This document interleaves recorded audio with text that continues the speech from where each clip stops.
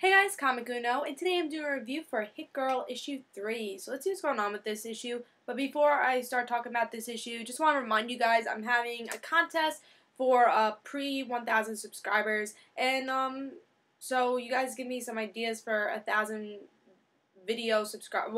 subscriber video, then you could win some great prizes. So go check out that video and enter the contest. But let's start the review for Hit Girl issue 3. Let's talk about the cover first. I like the cover. You guys know I'm not a big John Romita Jr. fan, but he does a pretty good job in this series, and it fits the grittiness of the series, and that's why he does a good job. Like, it just fits. Really, this is the only artwork I've liked of his. But yeah, the cover shows, it's gritty, and don't pick this up if you don't like grittiness. So yeah, just good cover. I was excited, especially since we haven't had Hit Girl. I think Hit Girl came out the first issue came out in June, I want to say. And it's September, almost October, and we're only on the third issue. So obviously the series is not very consistent of bringing out their issues, and is always late to bring out the next issue. But I think that's the worst part, is the waiting, and then you're like, what happened in the last issue? It's like, you kind of have to wait so long. It's like, the anticipation for the next issue is not there as much. But, yeah, so that's one complaint I have about Hit Girl, and really Kick-Ass also. They did the same thing. I think it took about 2 years for the whole entire series to release, even though it was only like 7 issues for Kick-Ass 2. But, yeah, so again, that's my complaint, is that they're always late with their issues.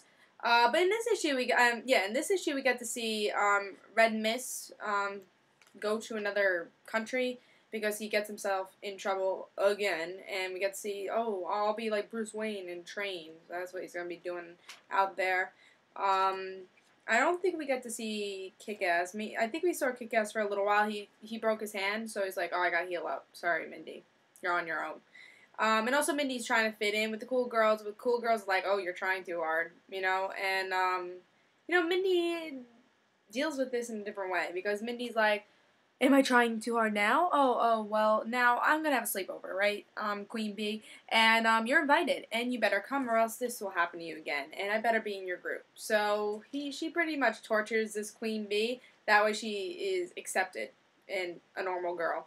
So I think that's hilarious, and again, only Mindy would do that. So I think that's hilarious. In the end of this issue, you get a little of a cliffhanger that she's Hit Girl, and she gets herself in a situation, let's just say. That's kind of the cliffhanger.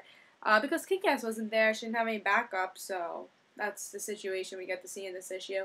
I thought it was a pretty solid issue. I've been really liking Hit Girl, just because Hit Girl, I feel like, does make Kick-Ass.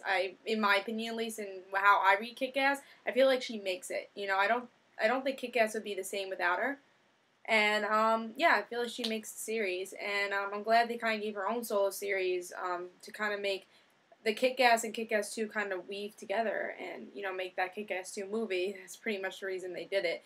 But, one disappointment I do have with this series is that Hit Girl doesn't really feel like her own solo series. It just kind of feels like another Kick-Ass series. Because it's not like, yes, it is concentrating on her, but I feel like this would happen in a Kick-Ass series anyways, because they concentrate on a lot of characters. So I don't think they really need to call it Hit Girl. It's kind of misleading, because it's not just Hit Girl. We get to see Red Mist, we get to see Kick-Ass, and it just feels like any other Kick-Ass series. I think if you blocked out the name, if you asked, oh, what is this series called? Everyone would be like, oh, it's Kick-Ass.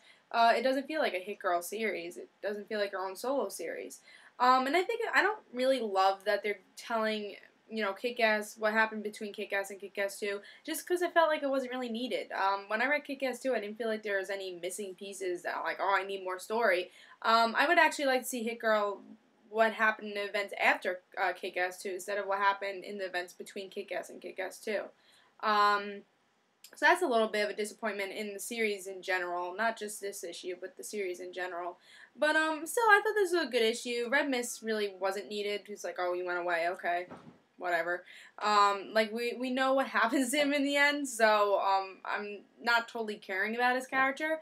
But Hit Girl, I actually like, I think it was funny, this issue. Just, like, I like how she tries to be a normal girl and, does her Hit Girl ways to do that. And I think that's fun.